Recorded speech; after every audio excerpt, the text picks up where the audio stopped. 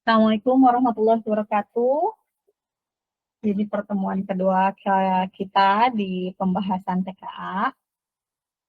Untuk mengganti yang pertemuan hari Senin itu ya, yang kalian cuma ada 2 orang yang datang. Oke, di pertemuan pertama Ibu udah bahas nomor 1 sampai 15. Berarti untuk hari ini kita bahas dari nomor 16 sampai 25. Oke. Nah, untuk tipe soal reading comprehension atau pemahaman baca, kalian pasti udah sering dengar. Fokus dulu ke soal, baru kalian lihat teksnya, karena itu akan menghemat waktu. Apa yang harus dicari, kalian bakalan lebih ingat, lebih gampang, daripada kalian baca dulu teksnya. Nanti kalian bisa lupa gitu. Begitu ketemu soal, kalian lupa lagi teksnya tentang apa. Jadi Bu sarankan untuk baca dulu teksnya, untuk baca dulu soalnya baru ke teks. Ayo, kalau begitu kita baca dulu teks soalnya dulu ya. Nah, di sini karena ini pembahasan TKA enak banget ya, udah dikasih tahu, udah ada clue-nya gitu. Itu bahasannya apa, kompetensi atau apa yang diujinya itu udah dikasih tahu juga. Pemahaman tekstual, kompetensi menemukan identifikasi gagasan utama. Jadi apa yang harus kalian lakukan itu udah jelas banget gitu. Sedangkan begitu kalian tes TKA, tes kompetensi akademik, langsung di soal nggak ada ini bagian apa yang sedang ditanyakan, apa enggak gitu, sebabnya apa, misalkan recount text atau apa, enggak akan dikasih tahu kayak gitu. Jadi langsung soal aja. What is the main topic of the first paragraph? Berarti apa yang harus kita lakukan? Kita langsung baca dulu teksnya. Nah, tapi Ibu sekitar sekalian refresh gitu ya memori kalian tentang jenis main topik dalam paragraf, main idea. Biasanya main topik itu ada di awal paragraf, atau ada di akhir paragraf. Dan ada satu lagi yang menyebar. Di paragrafnya itu tuh tersebar tentang apa gitu. Coba kita lihat dulu ini teksnya apa masuk di main topiknya itu apa, ada di depan atau di belakang. Coba kita lihat dulu ya. Nih, kita baca aja sekalian. The urban heat island effect is a phenomenon where metropolitan areas are significantly warmer than their surrounding rural area. This temperature difference is primarily caused by the way cities are built. Surfaces like asphalt, concrete, and roofing material absorb and retain more solar radiation than natural landscapes such as forests and bodies of water. Additionally, waste heat generated from sources like vehicles, factories, and air conditioning units further contributes to the warming. The lack of vegetation in urban centers also plays a crucial role. Trees and green spaces provide shade and cool the air through a process called evapotranspiration, both of which are scarce in density environment. Nah, kira-kira di paragraf ini si main idenya ada di awal atau di akhir? The lack of vegetation. Nah, ini kalimatnya juga sudah biasanya gitu ya. Biasanya main idea itu bersifat general, lebih umum. Sedangkan untuk kalimat lainnya di dalam paragraf itu lebih ke supporting detail, mendukung kalimat utamanya. Begitu. Nah, ini kurangnya tumbuhan di daerah perkotaan juga, nah udah ada kata juga lagi, berarti itu menambah, yang jelas ini bukan main topiknya. Coba kita lihat kalau di awalnya the urban heat effect phenomenon, ini langsung ke pengertian, ngomongin soal pemanasan global ya, efek pemanasan perkotaan. Di sini ada pengertiannya, dan coba lihat kalimat selanjutnya. This temperature ini menjelaskan pengertian yang pertama, dan dia menambahkan nih, dikasih keterangan penyebab. penyebabnya tuh. Dan kalimat selanjutnya juga lebih menjelaskan apa saja penyebab pemanasan. Berarti ini paragrafnya bukan yang di awal, bukan yang di akhir, tapi ini semuanya tersebar. Ini paragraf mix ya, campuran. Bukan campuran. Ini paragraf yang membicarakan itu tentang pengertian dan penyebab pemanasan global gitu. Oke, so kita pilih yang pertama, the various health problem caused by high temperature. Kita nggak ngomong itu, nggak ada. Yang kedua, the process of evapotranspiration in rural area. Ada disebut tapi nggak dijelasin prosesnya gimana. Jadi bukan itu juga. Yang C, definition and primary causes the urban heat island effect. Ya, ini dia jawabannya. Tanpa harus melihat the benefit of using asphalt, nggak ngomongin itu. Tadi cuma nyebut penyebab malah. Yang keempat, yang kelima terakhirnya the rising demand, nggak ada nyebutin ke kenaikan permintaan air conditioning.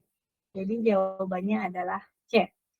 Nanti di akhir video Ibu akan kasih juga tips cara cepat untuk menjawab pertanyaan gitu ya. Tapi kalian tetap harus bisa menganalisa. At least kalian bakal menghemat waktu untuk bolak-balik baca lah. Oke, lanjut ke nomor 17. Inferensial, ini udah dikasih tahu tuh enak. Inferensial berarti yang tersirat. Nggak ada di dalam teks, tapi kita harus bisa nebak-nebak nih maksudnya apa. Kan menyimpulkan detail pendukung, betul kan? Harus bisa menebak.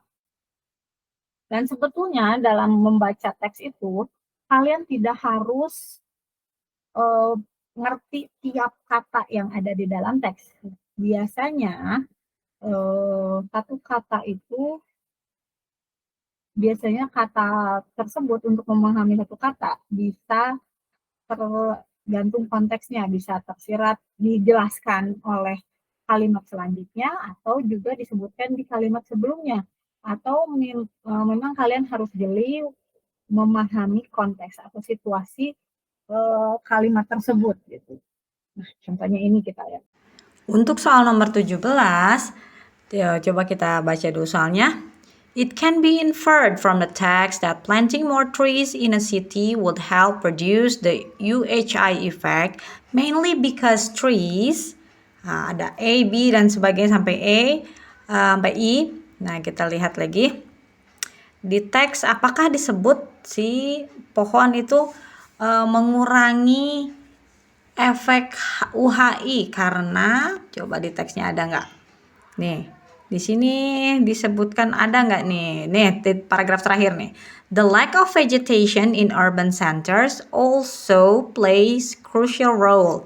Trees, vegetation, kalau misalnya nih ya, contoh yang tadi Ibu omongin, kalau kalian nggak ngerti itu vegetation itu apa, sebetulnya kalian bisa nebak arti kata tersebut atau memang dijelaskan di kalimat selanjutnya. Disebut di sini vegetation, di kalimat selanjutnya masih di kalimat yang sama, tapi kemudian dijelaskan trees and green space. Green, berarti vegetation tuh pepohonan atau tumbuhan. Bisa kalian simpulkan seperti itu. Nah, kita lanjut sama soal yang tadi. Trees and green spaces provide shade and cool the air through a process called evapotranspiration, both of which are scarce in dense city environment. Nah, gitu. Di sini berarti bisa disimpulkan kalau menanam pohon, dari teks itu ya, menanam pohon bisa mengurangi efek UHI dengan A. Menyerap panas radiasi tanpa melepaskannya kembali. Tadi disebut nggak? Nggak ada. Di teks tidak disebutkan itu, dan tidak menyiratkan akan hal menyerap panas dan dilepaskannya lagi sebagai panas gitu ya, tanpa melepaskan lagi sebagai panas. Tadi nggak ada omongan itu. Terus yang ke B, provide shade. Ya, tadi disebut tuh. And release water vapor that cools the air. Memang water vapornya tidak disebut, tapi ada tadi kata cools the air. Nah, ini udah paling bagus gitu pilihannya dibanding option-option yang lain. Coba kita lihat ke option C, generate waste heat. Di teks tadi kalau kalian baca malahan nggak ada ya yang diomongin tentang menghasilkan panas menghasilkan panas gitu, yang melawan panasnya kota. Masa panas dilawan dengan panas, ya tambah panas dong. Nggak ada, itu pilihan yang salah. Yang D, lebih murah untuk dipelihara ketimbang bangunan beton. Kita kan ngomongin tanaman ya, kok ini ngomongin soal building, bangunan beton, berarti jelas ini salah.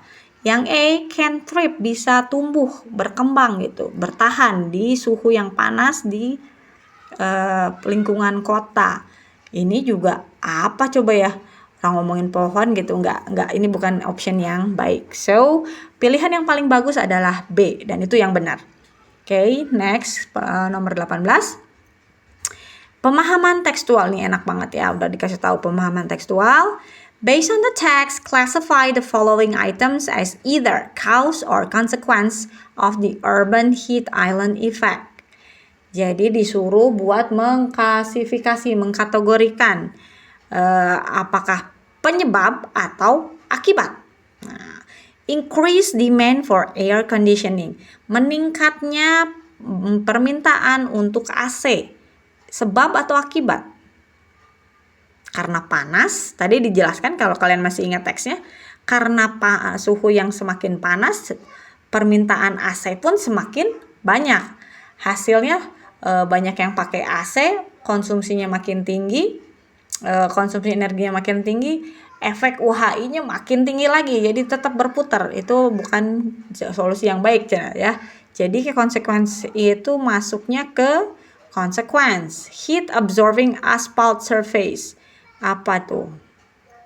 Permukaan aspal yang menyerap panas. Itu penyebabnya. Waste heat, sampah sampah panas dari kendaraan dan factories, yaitu masuk ke cause juga. Begitu. Nomor 19. How does the author support the claim that UHI effect has multifaceted consequence? Kalau ada kata multi, berarti itu banyak ya. Cari option yang, nah ini nih kuncinya. Kalian harus tahu triknya. Kalaupun nggak ngerti setiap kata, tapi kira-kira kalau menebak-nebak pakai feeling ya, pakai feeling, pakai F. Pakai feeling cocoknya kemana? Multifaceted. Jadi yang banyak ya. Coba satu, dari baca aja, by focusing only, berarti hiji, only itu satu, udah jangan dipilih. Dua, providing a detailed history of urban development. A detailed history, sejarah panjang. Lagi, jangan dipilih juga, nggak usah. By quoting opinions from city resident and mayors. Oke, kita tandain dulu, soalnya ini udah mulai ada dua option ya. Yang C, dan yang ini paling panjang, by giving examples from different areas such as energy, health, and environment.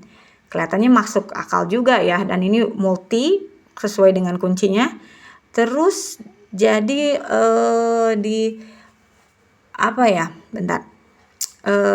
bagian pertanyaannya, bagaimana penulis mendorong atau menguatkan klaim bahwa efek UHI memiliki konsekuensi yang beragam gitu. Kalau hanya menyatut quoting tuh ya, menyatut opini penduduk dan juga gubernur, ini enggak terlalu kuat gitu ya, cuma opini. Tapi kalau sudah melibatkan data dari berbagai hal yang lebih akademik, ya itu lebih kuat lagi. Nah, contohnya dengan memberikan contoh dari berbagai area.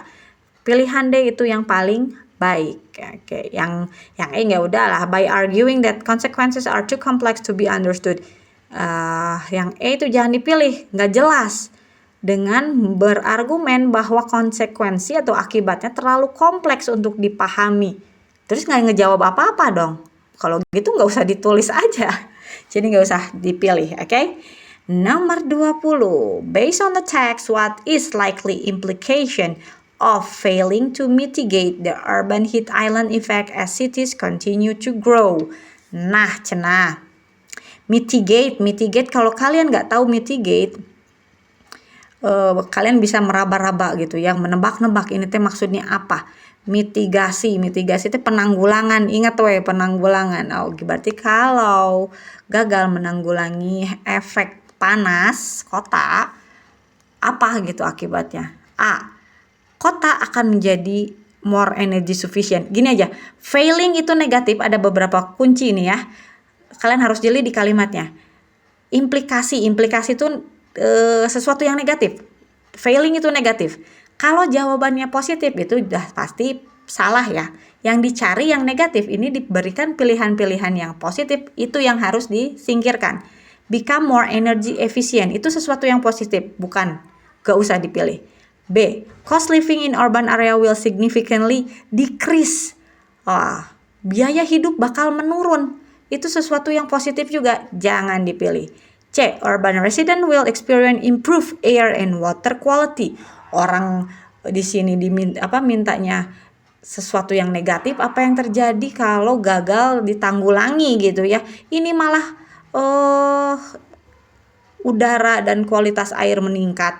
Jelas bukan jawabannya. C, salah. D, the cycle of increased temperature and energy will intensify. Ini hal yang bagus atau enggak nih? Suhu dan energi, penggunaan energi akan meningkat, intensify. Walaupun katanya positif, tapi di sini negatif maknanya ya. Penggunaan dan suhu yang panas itu bikin kita kesusahan. Jadi udah jelas lah, ini jawabannya D. Yang E, rural area, kalau kalian nggak tahu rural itu kota, will start to become warmer than urban. Salah, kela. Rural itu desa, urban kota. Jadi di daerah pedesaan akan menjadi lebih panas daripada urban. Enggak ngomongin ke situ, jadi ya nggak usah dipilih. Ya udah jelas-jelas tadi jawabannya D. Oke. Next, teks untuk pertanyaan 21 ke 25. Langsung ke soalnya aja dulu. Menurut teks, apa tujuan utama menggunakan gamification in education? Nah, ini dari katanya juga gamification. Game, berarti ngomongin teksnya tentang game nih. Buat apa tujuan menggunakan game pada pendidikan? Coba kita baca.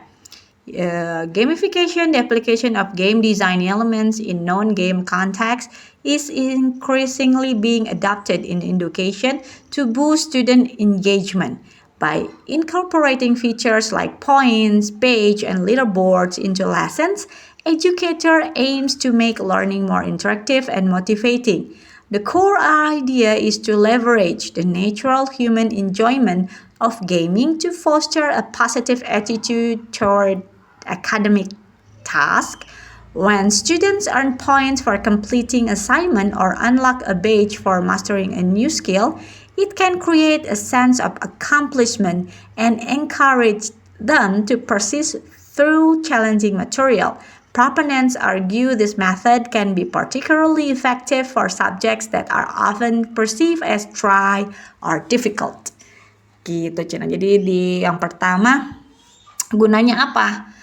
Untuk meningkatkan engagement, tuh disebut di kalimat pertama. Coba, jadi kita nggak akan jauh dari situ ya. To replace traditional teaching method entirely, nggak ngomongin itu, nggak. Tidak untuk menggantikan metode pengajaran tradisional, bukan. Yang B, to increase student engagement. Udah itu jawabannya. To assess student performance through competitive games, enggak. To reduce the amount of challenging, enggak. To focus solely on student extrinsic motivation. Apaan ini, ngawur jawabannya juga. Udah jelas itu jawabannya B gitu. Jadi kalian bisa lebih cepat baca, lebih cepat jawaban, dan lebih benar gitu. Jadi efisien lah ya. Soal dulu baru ke teks, dan itu langsung dapat. Next, the author's primary purpose in this text is to argue that the gamification is the best and only way.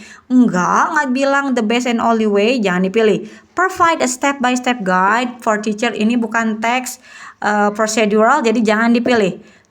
Yang C, present a balanced discussion of gamification in education, covering paling panjang nih ya, ini covering both its potential and its risk. Nah, kayaknya tadi kan kita udah baca yang positifnya ya. Nah, sedangkan di paragraf kedua tanpa perlu baca udah ada kata however. Berarti di situ akan dituliskan sesuatu yang kebalikannya. Kalau yang pertama diungkap yang positif, di paragraf selanjutnya akan dibahas yang negatif. Jadi tanpa baca juga udah bisa kalian simpulkan ya, bisa menghemat waktu. Jadi logikanya kalian pakai aja. Yang pertama positif, yang kedua negatif. Berarti penulis itu menyediakan balance information tentang, jadi informasi yang seimbang tentang hal positif dan negatif dari penggunaan game pada pelajaran gitu. Cepet nggak tuh? Lumayan kan ngebaca 10 menit jadi diperpendek jadi 5 menit. Mana tadi? Nah, udah langsung present a balance itu jawabannya ya. Yang ke D sama E nggak usah diiniin. Analyze historical, emang diomongin sejarah asal dari game? Enggak, ngaco nih pilihannya juga. Condemn the use of gamification for creating unhealthy. Di sini nggak ngomongin yang negatifnya aja, tapi ada positif, jadi nggak usah dipilih. Udah gitu, jangan buang-buang waktu, itu jawabannya udah ada. 23rd, based on the text, classify the following items as either potential benefit or potential risk. Tinggal klasifikasi aja ini mah, yang positif apa, yang negatif mana juga. Fostering a sense of accomplishment, itu mah positif ya. Jadi mengadopsi rasa pencapaian gitu, positif. Over reliance on extrinsic motivation, nah ini risknya ya. Encouraging persistence in difficult tasks. Persistent difficult tasks tuh kayaknya potential benefit deh. Ya gitu deh. 24, which statement from the text mostly effective highlight the potential downside. Downside berarti negatif ya. Choose, berarti kita fokus ke paragraf kedua. It can create a sense of accomplishment, itu positif, gak usah dipilih. Student might focus more on accumulating points than on understanding the subject matter. Kan di sini mostly effectively highlight the potential downside, berarti carinya yang negatif ya. Walaupun dibikin kalimat panjang, yang dicarinya negatif. Kalau hal positif gak usah dipilih. Fokus, nah ini negatif nih B, bisa. Yang C, it must be thoughtfully integrated to support the fundamental goal of fostering genuine curiosity. Positif, gak usah. If not designed carefully, gaming system can also lead to unhealthy competition. Iya, pilihannya, tapi jawabannya bisa dua ya. With sentences. Nah, kalau with sentence baru satu, tapi kalau ini with sentences, so the answers are 2. B, student fokus buat nambahin poin daripada memahami pelajarannya. Dan D, jika tidak didesain secara hati-hati bisa menyebabkan kompetisi yang tidak sehat. Soal terakhir nih, what can be inferred? Apa yang bisa disiratkan atau disimpulkan tentang pandangan penulis tentang dalam pendidikan? A, penulis completely against it. Kalau completely dia nggak bakalan nyebutin hal positif di atas. Jadi A, salah. B, the author believes it is full proof method that guarantees student success. Salah, dia ngomongin juga soal jeleknya, jadi B salah. C, the author view it as promising tool but one that must be used with caution. Iya, itu jawabannya. Dia penulis melihat itu potensial tapi juga harus hati-hati. Dah, nggak usah capek-capek.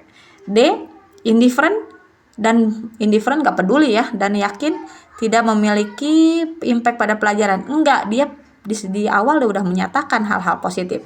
Yang E, think it is only suitable for non-academic subject. Enggak, ngapain diangkat kalau misalkan dia nggak setuju.